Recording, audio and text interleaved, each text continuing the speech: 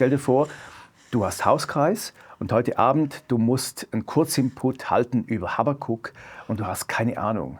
Solche werden wirklich Laien, die auch nicht wahnsinnig viel Zeit haben und kurz und prägnant Informationen wollen.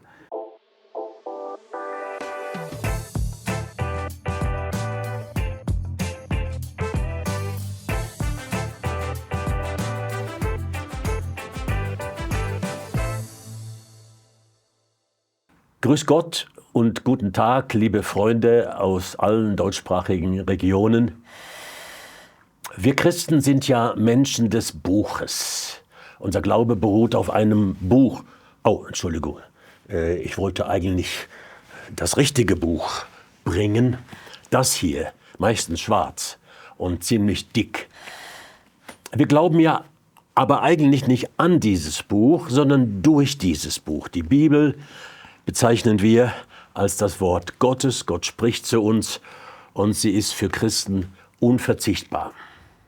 Und doch ist für viele Christen die Bibel ein schwieriges Buch, nicht gerade mit 7 Siegeln, aber doch, sie haben Mühe damit, weil uns ja immer wieder gesagt wird, jeder liest ja in die Bibel rein, was er eigentlich will, oder es gibt doch viele Widersprüche in der Bibel und so weiter. Um über solche seichten Aussagen ein bisschen drüber wegzukommen, sollte man die Bibel studieren. Man sollte sie lesen. Und nicht nur so 5 Minuten, sondern auch gründlicher. Und dass man sie studieren kann, da gibt es eine Menge Hilfen. Bibelstudienhilfen. Ja? Und um eine ganz besondere Hilfe geht es heute. Es ist ein Buch, das es meines Wissens noch nie so gegeben hat. Und das möchte ich Ihnen heute vorstellen, eine Einführung in die Bibel. Und dazu heiße ich den Autor und Theologen Thomas Benziger herzlich willkommen, der dieses Buch zusammen mit seiner Frau geschrieben hat. Willkommen, Thomas. Danke für die Einladung, Reinhold. Dieses Buch ist eine Neuauflage eines alten Buches, das unter gläubigen Christen sehr beliebt und bekannt war und noch ist, nämlich von Ernst Elby, die kurze Einführung in die Bibel. Ich habe hier mein persönliches Exemplar mitgebracht, da steht mein Name und das Jahr 1974. Also das sind über 50 Jahre her, dass ich mich noch im Studium mit diesem Buch beschäftigt habe. Und jetzt ist dieses Buch neu rausgekommen. Ernst Elby.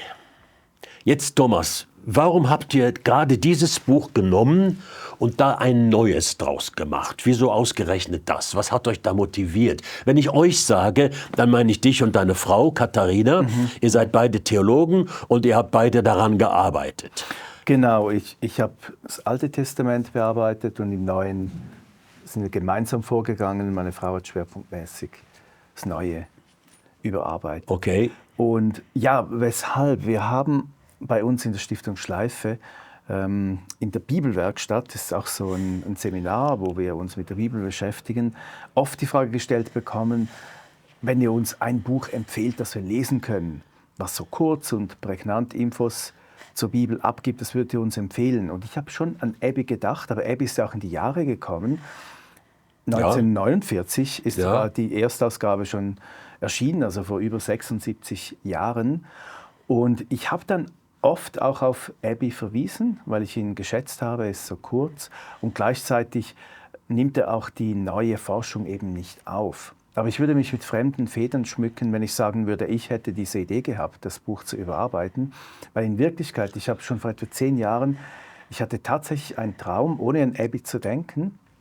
Und ich bin in diesem Traum dem Ehepaar Elby begegnet und rede so mit ihm über sein Buch. Und dann sage ich lustigerweise auf Englisch, ich habe seine Biografie erst später gelesen, auch dann gemerkt, dass er tatsächlich im englischsprachigen Raum auch zuerst tätig war. Aber auf jeden Fall sagte er mir auf Englisch, als ich ihn frage, do we need a new one, sagt er, absolutely. Und dann habe ich gedacht, okay, also Elby hat mir gesagt, wir brauchen eine neue Version seines Buches.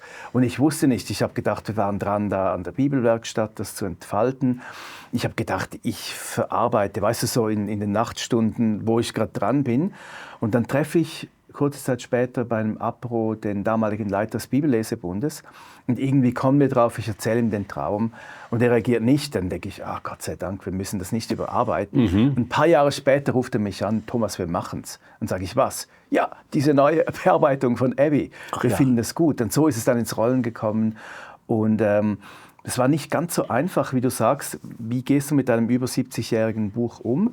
Und es war dann so wie ein Tanz, ein wenig, weil der Text von Abby ist da, er ist bekannt. Wir wollten den auch ehren. Abby war auch dann der Gründer des Bibellesebundes in der Deutschschweiz. Ja. Und er war ja auch Lehrer an seiner Bibelschule in Vennes. Eigentlich sein Buch ist entstanden aus seinen Études rapides, auf Französisch, aus seinen kurzen Einführungen in die Bibel. Und wir wussten, es ist ein beliebtes Werk, wir wollen das erhalten, haben es dann sprachlich leicht überarbeitet, auch aktualisiert und dann eben diese Ergänzungen noch eingefügt. Und erst dachten wir können einfach so Exkurse machen. Und wir merken dann während der Arbeit, man muss schon im Text eben wie in Dialog treten mit ihm. Ich sage, wir haben mit ihm ein bisschen getanzt mit dem Text. Ja, er schreibt das und dann bringst du die Perspektive von 70 Jahren später. Und die haben dann auch gekennzeichnet, also aus welcher Generation stammt jetzt der Text und so ist das dann entstanden. Und das Ziel war eben, weißt du, es gibt ja diese ganz dicken Einleitungen und da hast du so 1200 Seiten nur übers AT. Und jetzt 250 AT, 250 NT, da muss man schon sagen, das ist verglichen zu dicken Büchern, ist es kurz, tatsächlich immer noch. Aber das ist eine Flughöhe, dann sehr wissenschaftlich. Natürlich. Und sogar für Studierende ist es dann oft zu mühsam, so viel zu lesen, die haben keine Zeit. Und dann hast du auch erbauliche Bücher über die Bibel, aber die gehen gar nicht auf kritische Fragen ein. Und so dazwischen, wir haben dann gedacht, die Flughöhe dazwischen, also so zwischen dem Fachbuch und dem Basic-Buch, wo interessierte Laien, also es ist nicht einfach nur für Studierende, die können auch ihr Wissen damit lernen, auf die Prüfung lernen, weil, glaube ich, wichtige Argumente drin sind, aber auch so interessierte Laien, Hauskreisleiter oder wenn du engagiert bist in deiner Gemeinde und du willst ein bisschen mehr Info als nur in so einem ganz, ganz kurzen Text. Ich glaube, das ist so ein Buch und wir bekommen das Feedback, dass es tatsächlich hilfreich ist, dass es wieder so eine aktualisierte Form von Abby gibt in dieser Zeit. Ja, ja, das wollte ich eigentlich gerade fragen. Gibt es, oder so gefragt, was für Leute stellt ihr euch vor, die sich damit beschäftigen wollen? Nehmen wir jetzt mal Theologiestudenten auf die Seite, professionell. Was kriegt ihr für Feedbacks? Wo wird dieses Buch eingesetzt? Es ist ja keine Einleitung, also keine lange theologische, sondern eine Einführung. Ja? Ich nehme jetzt mal den Propheten Habakuk. Ja? Da steht Allgemeines über den Propheten, der Zeitabschnitt, wann er gelebt hat, wer ist der Verfasser. Das ist ja bei einigen Büchern eine sehr heikle Frage. Und dann, was ist seine Botschaft? Da ist der Inhalt von diesem Habakuk, der ja nur kurz ist, kurz zusammengefasst, kurz erklärt, 1, 2, 3 Punkte und dann noch besondere Merkmale und Verschiedenes. Das ist so das Muster, genau, nach dem all die biblischen Bücher behandelt werden. Genau, ja? Ein bisschen anders dann im Neuen Testament, aber Abby hat schon nach diesem Muster möglichst einheitlich versucht, die biblischen Bücher zu behandeln. Und das war schon bei ihm in dem Sinn Einführung auch bibelkundlich, dass es dir einen Überblick gibt und dann eben auch diese Fragen, die wir als Einleitungsfragen bezeichnen, zur Verfasserschaft, Umwelt, Zeitgeschichte.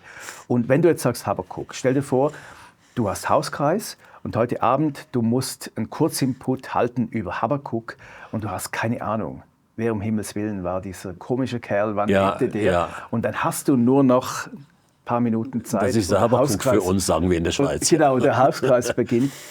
Solche werden wirklich Laien, was sind normale Leute, so wie wir alle, die Bibel lesen, im Blick, die auch nicht wahnsinnig viel Zeit haben und kurz und prägnant Informationen wollen. Auch zu den Büchern, so eine Einführung und auch zu den Fragen. Und dann, dass du dich so orientieren kannst. Und ich hatte mal einen Lehrer, der hat gesagt, in gewissen Fächern ist es so wie Schwimmen auf dem Ozean und es ist hilfreich, wenn du die nächste Insel hast. Ja. Wenn du verloren bist, gerade im Alten Testament, eben da ist Nordreich, Südreich, dann sind die Assyrer, die Babylonier und dass du Orientierungspunkte hast, weißt, da ist die nächste Insel, so kann ich mich orientieren. Das war so, ja, wir haben uns eben bibellesende, interessierte Menschen vorgestellt. Ja. Ja, gut. Gehen wir nochmal auf den Habakuk zurück. Das ist jetzt einfach ein Beispiel, man könnte viele nehmen. Da steht am Schluss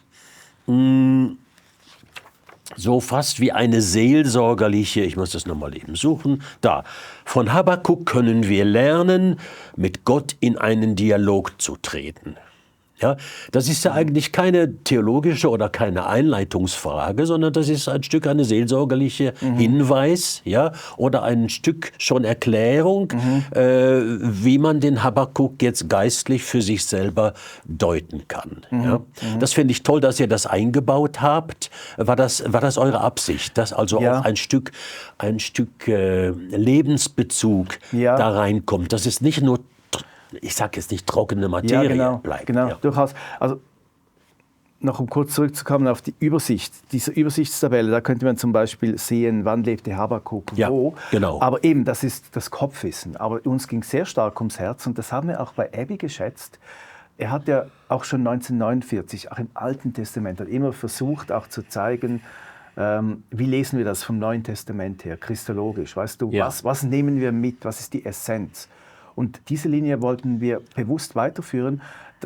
Man kann uns natürlich den Vorwurf machen, auch zu Recht, dass es dann selektiv ist oder was uns gerade wichtig war. Ja. Aber tatsächlich, jetzt, ich stelle mir vor, Habakuk, vielleicht, wenn ich kurze Geschichte erzählen darf, ich war in Israel, habe da geholfen bei der Jesusbruderschaft und wir mussten einen Zaun bauen, weil wir oft Überfälle hatten. Und dann mussten wir tatsächlich auf Wache stehen. Wir hatten Stunden, wo wir wachen mussten. Ja? Und dann sagt so ein Bruder, ein Jesusbruder, sagt dann immer, ich stelle mich auf die Warte und zitiert Habakuk. Ja? Und das war für mich ein so lebhaftes Beispiel. Ja? Du stellst dich auf die Warte. Und so ist doch auch im Glaubensleben. Immer wieder, du hast Fragen und dann stellst du dich dahin, du bist vor deinem Gott. Das ist Habakuk. Ja? Und dann, dass man eben solche Goldnuggets theologisch, dass sie die ins Leben nehmen und sagen, ja genau, das ist nicht einfach ein Prophet vor x 100 Jahren, sondern so geht es mir auch. In meinem Ringen mit Gott. Ja. Da stehe ich jetzt und warte. Vielleicht ist euch auch schon aufgefallen, dass es auf diesem YouTube-Kanal keine Werbung gibt. Dies hier ist die einzige Werbeunterbrechung. Mit unseren Social-Media-Plattformen generieren wir keine Einnahmen. Deshalb sind wir auf Spenden angewiesen. Herzlichen Dank für eure finanzielle Unterstützung, mit der ihr es möglich macht, dass noch mehr Menschen im Glauben ermutigt werden und Orientierung finden zu aktuellen Themen. Unten in der Infobox gibt es weitere Angaben zu den Spendenmöglichkeiten. Jetzt wünsche ich euch weiterhin viele wertvolle Impulse mit diesem Video und den weiteren Videos auf diesem Kanal. Wir haben am Anfang über den Wert der Bibel kurz geredet. Der ist natürlich heute angegriffen, also nicht erst heute, schon seit 200, 300 Jahren ziemlich massiv angegriffen durch das, was man in der Theologie so historisch-kritische Forschung nennt.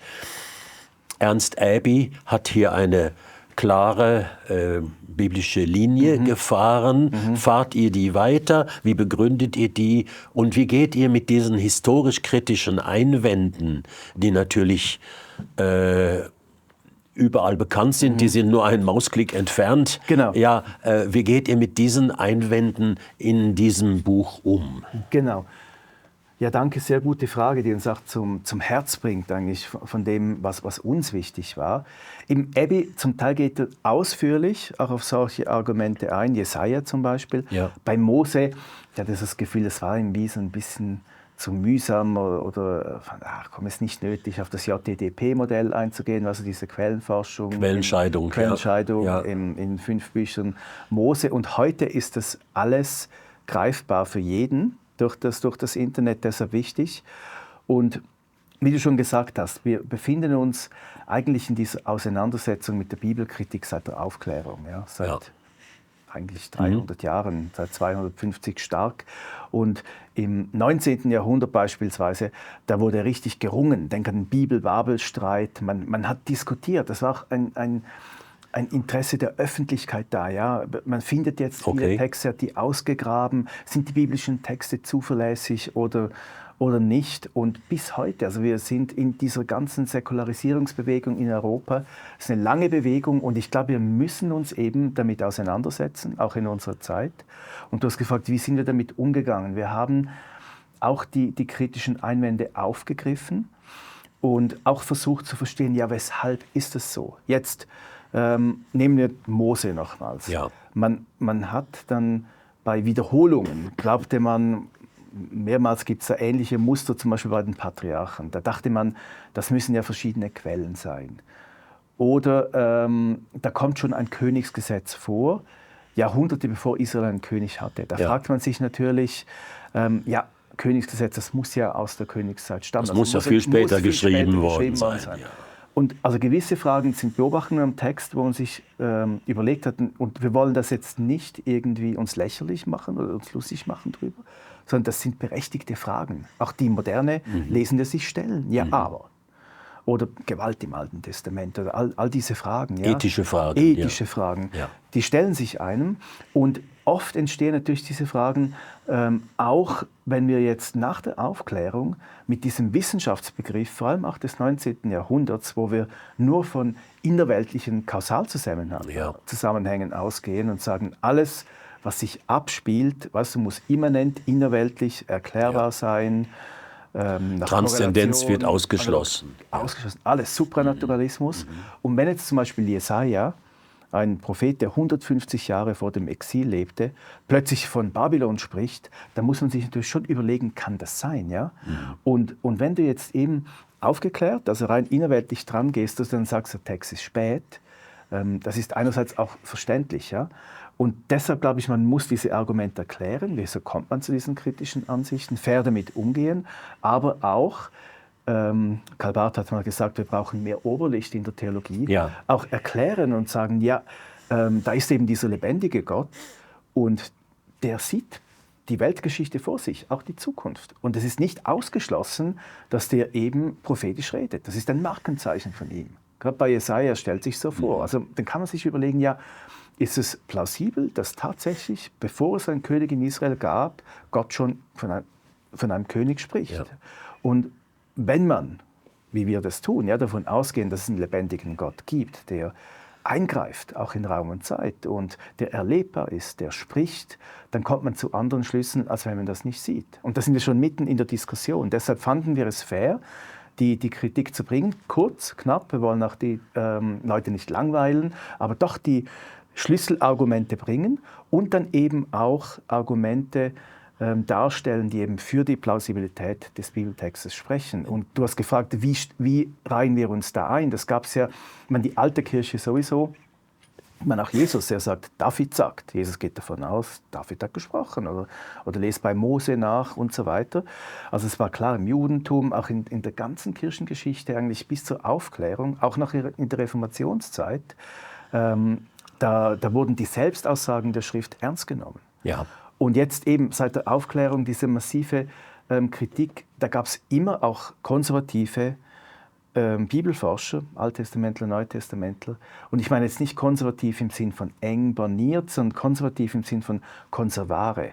Das biblische reformatorische Erbe einfach bewahren. Auch die Selbstaussagen der Bibel über sich selbst. Genau, das finde ich ein Schlüssel. Luther hat gesagt, oder Sacra Scriptura sui ipsius interpres, die Heilige Schrift legt sich selber aus, dass wir die Selbstaussagen der Schrift, hier habe ich sie, die Bibel, dass wir das, was die Bibel über sich selbst sagt, ernst nehmen. Ja, das ist eigentlich, und nichts anderes wollen wir. Und da verorten wir uns in dieser ganzen Geschichte von konservativen Forschenden, die es immer gab, in jedem Jahrhundert. Und auch aktuell, ich habe hier eine Einleitung gezeigt, jetzt, die ist vor 2 Jahren erschienen, ich würde sagen, in dieser Schule von konservativen Forschenden, die den Bibeltext ernst nehmen und auch nicht, die in einer Offenheit argumentieren und nicht verbissen. Nicht fundamentalistisch, kämpferisch. Ja, nicht engführig, nein, sondern irgendwo in der Offenheit, auch das ernst nehmend und trotzdem aufzeigen, es gibt gute, plausible Gründe. Wir haben archäologische Funde, die für die Historizität, die Faktizität der Bibel sprechen. Auch noch im 21. Jahrhundert. Ja. Genau. Das hat sich ja seit Abby wahrscheinlich auch weiterentwickelt. Ja. Wenn du sagst, 1949 kam das raus, nicht wahr? Und das sind jetzt einige Jahrzehnte, wo die Diskussion, aber auch vielleicht archäologische Erkenntnisse oder theologische Erkenntnisse dazugekommen sind. Und die habt ihr natürlich eingebaut. Also versucht, ja. Ja. Genau. Von daher ist diese Ergänzung sehr, sehr hilfreich und sehr, sehr nötig. Ja, aber darf ich was nennen? Ja. Teldanin-Schrift, erst in den 90er Jahren gefunden, aber wir haben den ersten außerbiblischen Beleg, wo die Dynastie von David außerbiblisch bezeugt ist. Man findet einen Stein, da steht Beit David, also Wow. Haus Davids. Und man merkt plötzlich, weißt du, den Maximalisten-Minimalisten-Streit, das kennst du, es wurde lange Zeit überhaupt in Zweifel gezogen, dass es je ein davidisches Großreich gab. Okay. Auf einmal findest du einen Stein und da ist vom Haus Davids die Rede. Ja. Ne? Solche Dinge. Toll. Und das Lass mich noch faszinierend. kurz auf die Exkurse Ja. eingehen. Die sind mir noch aufgefallen als sehr, sehr hilfreich. Also ihr macht immer wieder Exkurse. Ein Exkurs heißt ja nicht ein Ausflug, wo ihr aber ganz längere Abschnitte schreibt, die Abby nicht geschrieben hat. Die synoptische Frage oder zu Endzeitfragen. Ich habe am Schluss, ging es noch um die Endzeit. Welche Endzeitvorstellungen gibt es jetzt? Das ist also fast wie ein kleines Theologiestudium, das man da absolvieren kann, wenn man sich auf diese Exkurse einlässt. Die Offenbarungsexkurse, hervorragend. Ich weiß jetzt um Hat's dir Leute, gefallen? ja, ich weiß auch um Leute, die damit arbeiten Okay. und die mir das Feedback gegeben haben, dass es hervorragend ist. Für Leute, die nicht mehr viel lesen und die nicht riesendicke, lange Bücher lesen wollen, du hast es am Anfang auch schon erwähnt, ist das eine hervorragende Zusammenfassung oder es erspart einem auch ein paar Bücher zu kaufen, wenn man nur knapp, oder es macht dann Lust, sich mehr mit diesem Thema zu beschäftigen. Sagen wir jetzt das Thema Endzeit, nicht wahr? Wo ja viele Christen heute, gerade auch mit Israel und so, viel Diskussionen sind und es fördert das denkende Bibellesen. Das finde ich ausgezeichnet. Nach welchen Kriterien habt ihr das gemacht? Wie muss ich mir das vorstellen? Oder bist du einfach Abby entlang gegangen und hast gefunden, da muss ich was zu schreiben, da muss ich was zu schreiben? Oder hat sich das im Laufe von Jahren entwickelt, diese Ergänzungen, die ihr da reingebaut habt? Ja, wir machen seit 10 Jahren Bibelwerkstatt. Und das ist tatsächlich, ich denke, wahrscheinlich die Unterrichtstätigkeit ist unser Erfahrungsfeld. Das heißt, da haben sich dann Fragen gestellt. Endzeit ist ein Paradebeispiel. Ich glaube, man kann auf beiden Seiten vom Pferd fallen. Ja. Es gab ungute Endzeitmodelle, welche den Menschen Angst gemacht haben. Ja. Und so Engführungen. Und da haben dann Bibellesende manchmal meiner Meinung nach das Kind mit dem Bad ausgeschüttet und gesagt, ich will gar nichts mehr damit zu tun haben. Anstatt zu sehen, doch, es ist ein wichtiges Thema. Ja, Endzeit, denk nur an die Endzeitreden Jesu. Aber irgendwo eine Balance zu finden, nicht irgendwie in Angstmacherei zu geraten. Ja. Und, oder auch mit zum Beispiel diese vorgezogene Entrückung, ja, die erst im Ja. 19. Jahrhundert aufkam, so Ja. viel Angst geschürt hat und die unseres Erachtens... Bin ich dabei oder bin ich nicht dabei? Und eigentlich in der Bibel so nicht vorkommt. Ja? Ja. Und es ist, die Wiederkunft von Jesus steht im Zentrum. Ja. Gerade in diesem Exkurs wollten wir das zeigen. Und ich denke, sowohl im Unterricht jetzt bei der Bibelwerkstatt, da habe ich beides gesehen, Altes und Neues Testament, als auch bei meiner Arbeit mit Studierenden, zum Beispiel am IGW. Da gehst du jedes Jahr mit den Studierenden durchs Alte Testament und da kommen Fragen auf. Und natürlich gibt es auch die großen Theoriemodelle zum 5 Büchern Mose, Pentateuch, zu den vorderen Propheten, hat ein sogenanntes deuteronomistisches Geschichtswerk postuliert. Auch finden wir nirgends in der Schrift, aber man muss kurz darauf eingehen und sagen, weshalb wir es nicht für plausibel erachten und so weiter. Also die großen auch Theorien, die sich entwickelt haben in den letzten paar hundert Jahren, die musste man thematisieren. Und dann so Schlüsselthemen, auch Feste. Oft werde ich gefragt nach dem biblischen Festkalender, Ja. also die jüdischen Feste, wie es mit den jüdischen Festen und mit unseren Festen. Oder Stiftshütte ist so ein Thema. Diese 7 Schritte, man kann die vergleichen mit der Schöpfung. Oder im Neuen Testament dann auch Ämter bei Paulus oder Theologie im Römerbrief. Also sind Dinge, viel die uns- kommt aus eurer Lehrpraxis Ja, raus, ja? aber was man schon gefragt worden ist. Ja, genau. Natürlich auch, was uns ein Stück weit wichtig war. Aber Ja. ich muss auch sagen, wir haben es in Zusammenarbeit mit dem Bibellesebund gemacht, also im Feedback mit ihnen besprochen, auch alle Exkurse ihnen immer vorgelegt und mit unserer Stiftung. Und wir hatten auch externe Gutachter, Alttestamentler und Neutestamentler, als sie die Texte gelesen haben und haben natürlich auch verglichen mit der Literatur. Aber es bleibt natürlich ein Stück weit, letztlich auch ein bisschen subjektiv. Was wurde uns jetzt wichtig in den letzten Jahren, wie es bei Abby auch war. Das gab uns auch die Freiheit. Abby hat auch, hast du gespürt, wo war seine Leidenschaft? Und ich glaube, wir haben uns gut ergänzt, wir hatten wieder andere Themen. Und wir haben das auch im Vorwort geschrieben. Letztlich, es bleibt alles Stückwerk und auch selektiv. Natürlich. Ja. Aber es ist ein sehr empfehlenswertes Stückwerk. Danke. Ich möchte euch einfach mal Danke sagen, dass ihr das gemacht habt. Das sind ja ein paar Jahre Arbeit. Ja, muss man wahrscheinlich sagen. Ja. Und da ist viel Herzblut drin, das spürt man. Und das war sicher auch nicht immer einfach. Das wäre noch interessant zu wissen, wie das in so einer Theologenehe läuft, wenn man darüber diskutiert.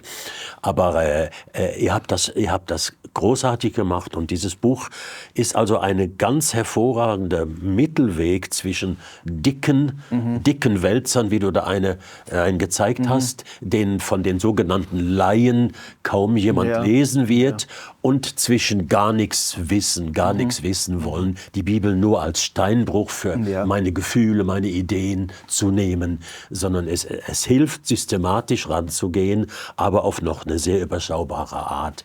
Und einfach zum Schluss mal vielen Dank, dass ihr das gemacht habt. Danke und dir, wir wünschen dem Buch eine große Verbreitung und damit auch der dahinterstehenden Überzeugung, dass die Bibel auch im 21. Jahrhundert ein absolut glaubwürdiges Buch ist. Ja, ich glaube, das ist unser Herzensanliegen, wirklich die Freude an der Bibel auch zu wecken. Weißt du auch, dass du dich darauf einlässt und sagst, das sagt mir was, das spricht in mein Leben hinein. Ja. Freude an der Bibel und auch das Vertrauen in die Glaubwürdigkeit dieses Buches, in die Historizität zu wecken. Ja. Hat was zu tun mit unserem Leben. Und richtig, und da kommt auch wieder neues Leben raus. Genau, Gottes Wort ist doch lebendig. Genau, und wir wollen dem lebendigen Wort begegnen, dem geschriebenen Wort. Letztlich Jesus Christus, er ist die Mitte.